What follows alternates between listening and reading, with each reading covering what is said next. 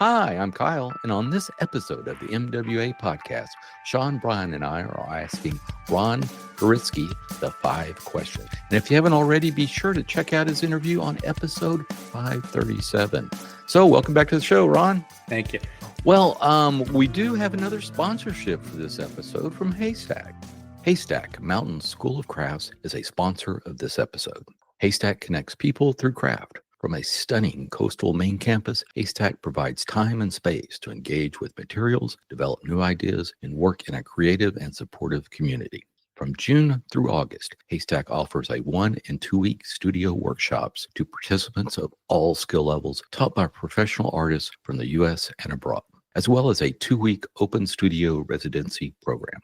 For 2025, Haystack offers Square One, a new 4-day session format expressly created for beginners. Registration is now open for the 2025 summer season. Fellowships are also available. Wood workshop topics range from chair making and sculpting narratives to mechanical movements and sculptural mirror frames. The fellowship application deadline is January 17th. The general workshop application deadline is January 31st, and the open studio residency application deadline is March 14th.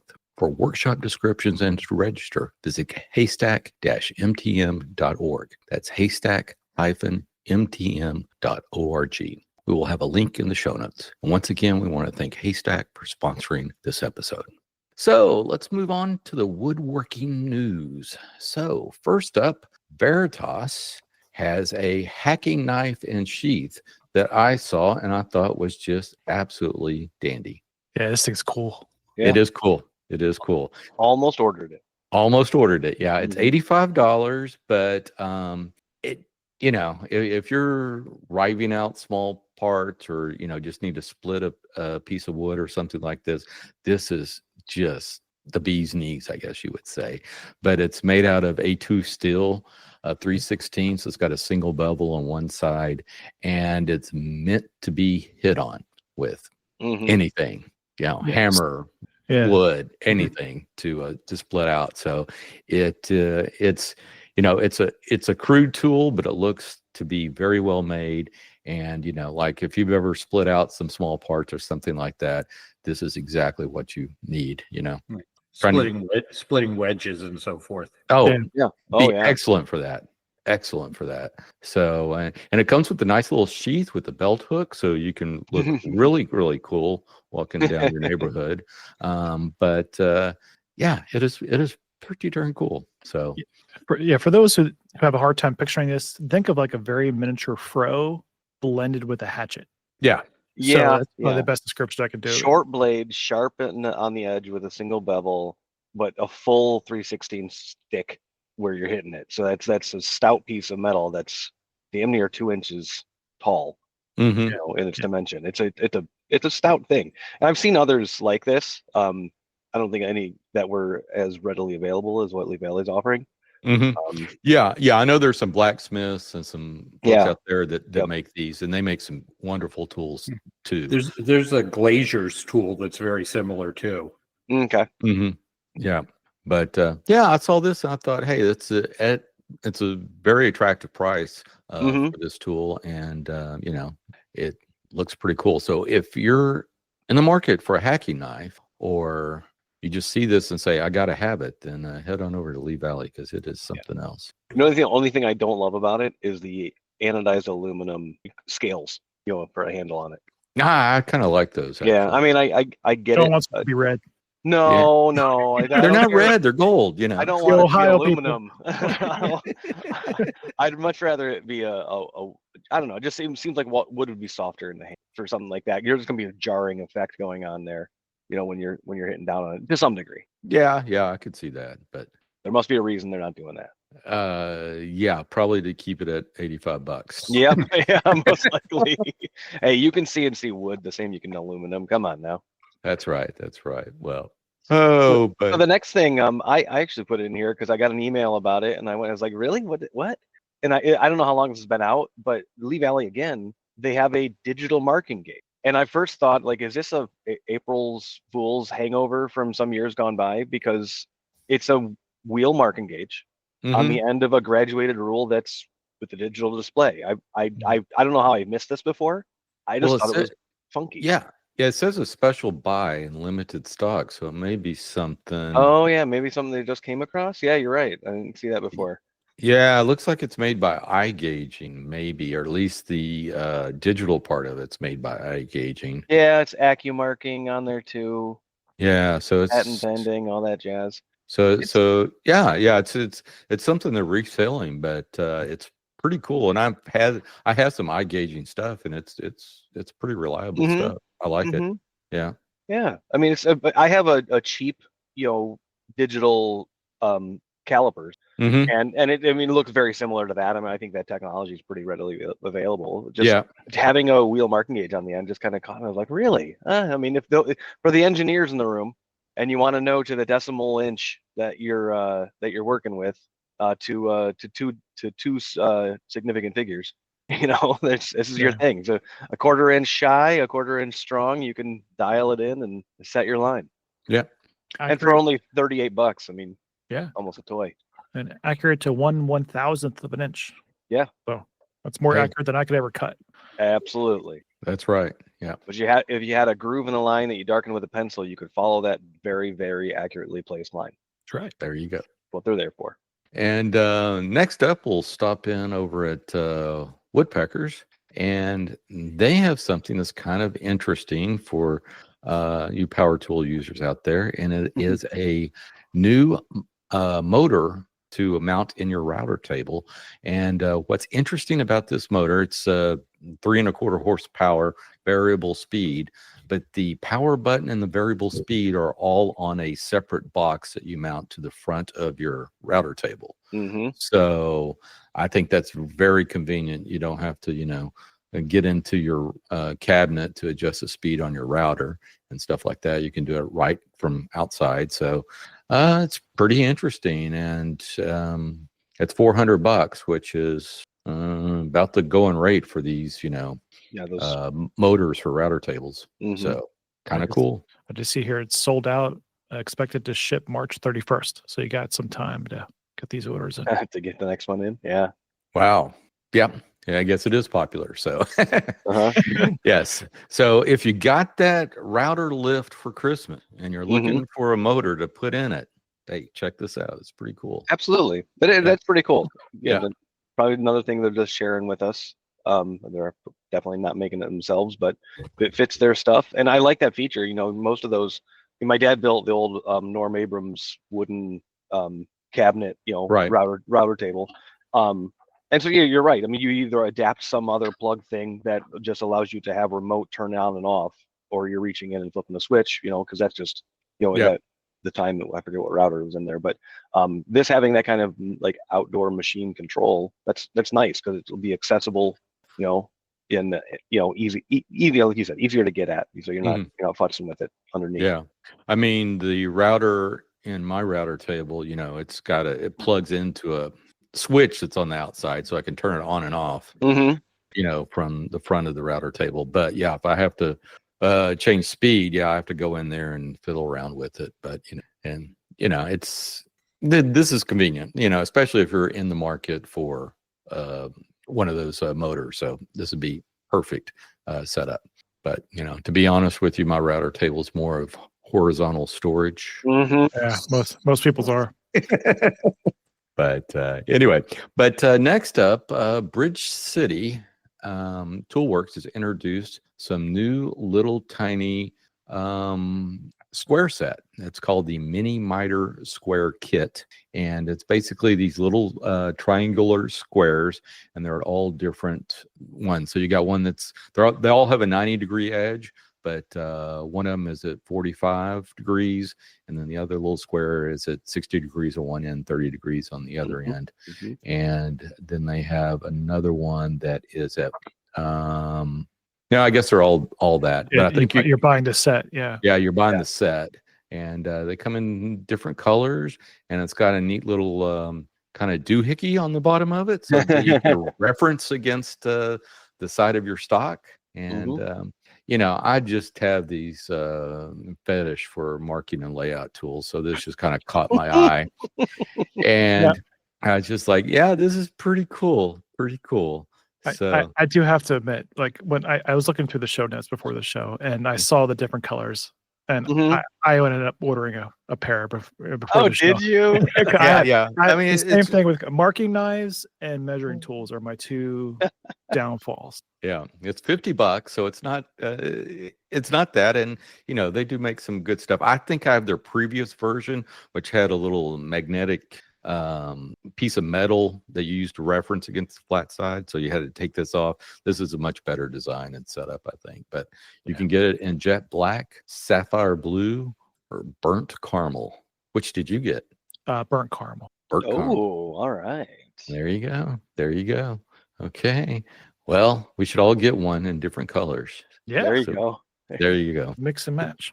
Mix and match. It is pretty cool because you can use them in a couple different orientations with that little egg-shaped, reference point that it can be flat backed or hooked down or, not used at all. There's all different kinds of orientations. Yeah, it has two scales on the side. So it's got a scale if you just are using the flat outside edge of it. And then if you flip the stop down, there's a different scale that references off that stop.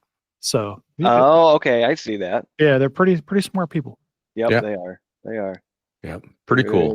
Pretty all right, smart. well, we'll have to get a review from Brian once he once he gets these in and see what the actual use case scenario is. I was just noticing the size. The 45 degree look like they're about 5+ inches tall, and the 30, 60, 90 ones on the longest edge are a little over 8 inches. So these are terribly tiny.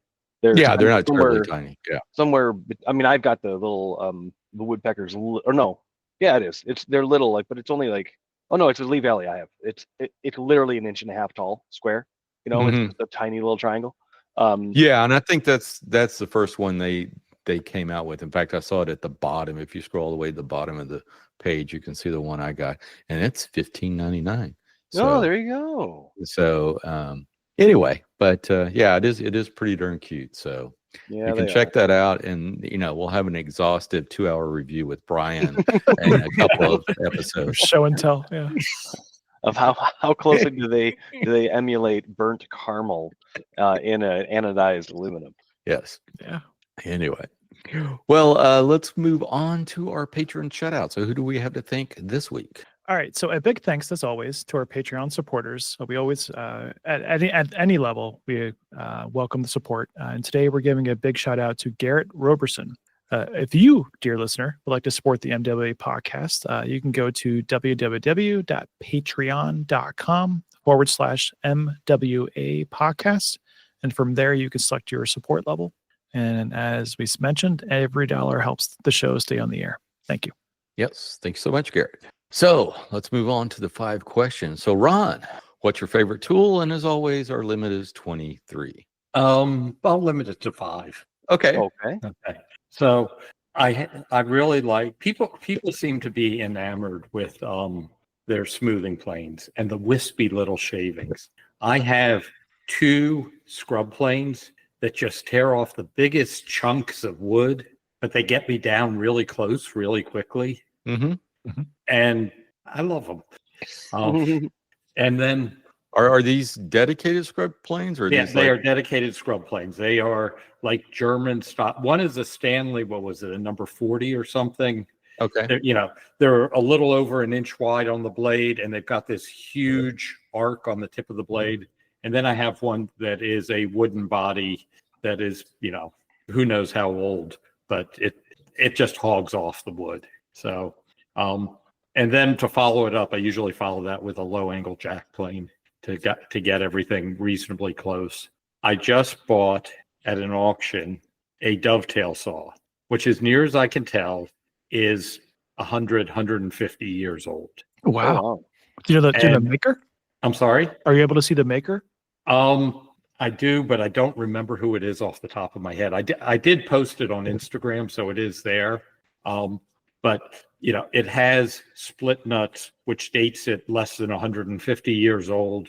Mm-hmm. But based on when the maker went out of business or was bought up or acquired or changed their name, it's probably at least 90 to 100 years old, at least 90 to 100. Mm-hmm. So whoever had it before me sharpened it and did a really good job on it. It had a little bit of drift, but I stoned one side and it cuts perfectly straight and smooth. And it's amazing. There's a repair on the tote, but whoever did it did a good job. Mhm. So I had been using any small saw I could get my hands on to cut dovetails with, and I can't wait to use it on a project. I got it after I finished the toy chest, so I haven't had a chance to use it for real. But it just cuts beautifully. So When you Yeah, I was said your looking- last dovetails are your best dovetails, I can't wait. Yeah, this one's performance. That's right.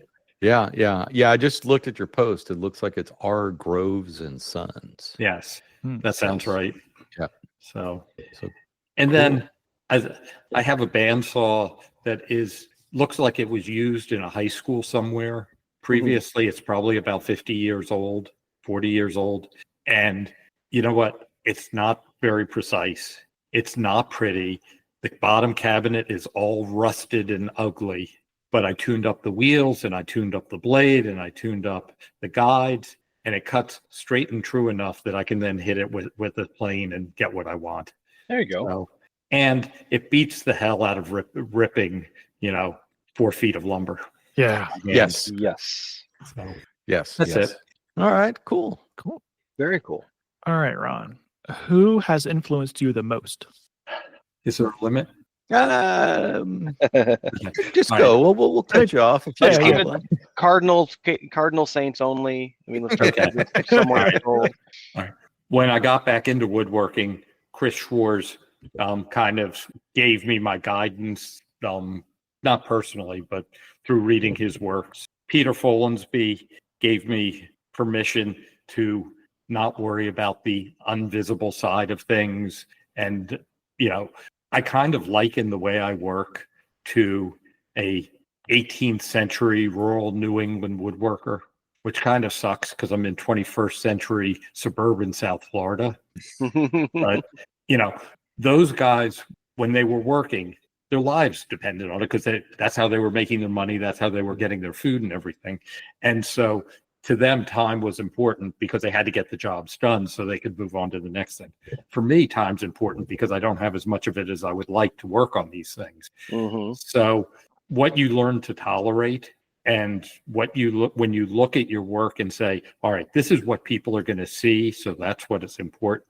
Whether or not the back is still has bandsaw marks on it, or whether the underside of the table still has some scrub plane marks on it, less important. And so that's kind of what I took away from there.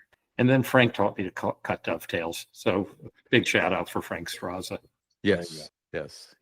Frank is definitely one of those things. Have you ever seen him at one of these woodworking conferences or shows? Well, I saw him at Handworks in Amana. Okay. Okay. He was just sitting there working and talking and talking and working. And people would ask any question and he would keep working, but answer the question as he worked. Yep. He's incredible at doing that. And usually they're about 4 or 5 deep, at his booth too. Yeah. When I took the class with him at Florida School of Cates, I was sitting there using one of my hand saws, and he said, well, what about your tenon saw? I said, I don't have a tenon saw. He said, you need a tenon saw. And we went on to Bad Axe's website, and they had a left-handed tenon saw on their discount list. And he said, you need to buy it. So I bought it because if Frank tells you need to buy a saw, you buy the damn saw. Yeah. That's right. That tracks. Yeah, that is cool. Well, so what is your woodworking white will, the one thing that you haven't made but always wanted to? The 3 projects that I thought about before I came along with the one I'm currently working on. It's I'm working on this. These are the things that come to my mind, or the things that I see, or the things that I sketch up. And then by the time I finish what I'm working on, A, I just want it off my bench at that point. But B, I've moved 3 projects along, and I've got this whole list of projects that I want to do. Chairs, another chest, a couple of cupboard type things that I want to get to, and hopefully I'll have some time to get to work on them as life moves on. But there isn't one. It's All of them. All of them. I like that answer. Yeah, for sure. So, what is the number one tip you would give to your fellow woodworkers? You're going to screw up. Look at it, curse a little bit, figure out how to fix it, and move on. I love it. I Yeah. absolutely love That it. is fantastic advice. Yeah. That's t-shirt worthy. You're gonna screw up. You're going to screw up. Yeah. Just don't throw your tools. Yeah, I know. Nobody likes Yeah. a temper tantrum. I got one parallel clamp that the end cap of the handle will fall off because I got frustrated during a glue up and just because the thing wouldn't cinch up, it wouldn't, the head wouldn't lock. And I got so frustrated, I just threw it to the ground and then broke the handle. Still works though. Still works. But anyway. I've never thrown a tool. Yeah. Well, I only did it one broke time. a couple tennis rackets when I was a teenager. Yeah. Yeah. I don't guess it was a tool. It was just a clamp, but it was, but anyway, I learned my lesson. I've never done it again, but yeah. But every time I'm using that particular clamp and the little end cap of the handle pops off, it reminds me. And that's probably a good thing. Exactly. That's funny. It is. All right, Ron. The last question here. What is your go-to finish? It depends what I'm doing is the honest answer. I love shellac, mixed from flakes. I'll use the stuff out of the can if I have to, but I like mixing it my own. Mm-hmm. I like milk paint. I don't use it the way that the instructions say. I mix, actually, I got one of those little lab stirrers, that they use. Oh, the magnetic one? Yeah, with the magnet and everything. Yeah. And I'll put it in that and I'll let it run for about an hour or two, which is way longer than it needs to. It gets foam on top. I don't strain it. I let it sit for a little bit and then I just start brushing it on. Mm-hmm. And I usually use 2 coats and that's it. And then I'll rub it down and I may or may not put something over it. And then I like tung oil based soft wax. Tung oil and beeswax with some kind of thinner in it. Works really well for some things, if they're not going to be touched a lot and everything. Mm-hmm. So and it gives that nice oil look to things. Yeah. Do you mix that yourself? Yeah. Okay. I mix the first couple times I mixed it and I had it in like Tupperware. Tupperware is not airtight enough to keep it from polymerizing. So it all turned into jelly and hard stuff. The last one I put into a paint can that I bought. Okay. That makes sense. Yeah. Yeah. Well, cool. Yeah. Well, so Ron, where can folks find you on the interwebs? I'm on Instagram at Obst, WOOPS Woodworker. Fantastic. Well, I want to thank you so much for coming on the show. It was delightful. And dear listeners, please go out there and, give us a review on Apple, iTunes, or anywhere you find this, or you can just comment on our Instagram page. That's MWA_podcast. And that just about wraps it up for this show. If you haven't already, please subscribe to the show on the podcatcher of your choice. Just search for the Modern Woodworkers Association. And while you're there, please leave us a review.